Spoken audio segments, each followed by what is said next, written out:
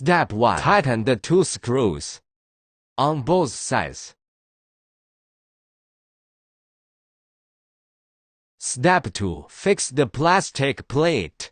Tighten the 2 screws and nuts.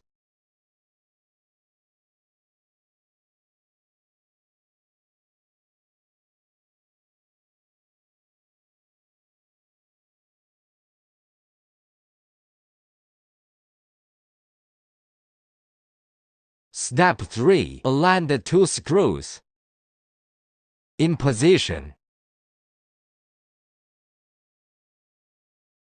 Step 4. Press the trunk with hole in position.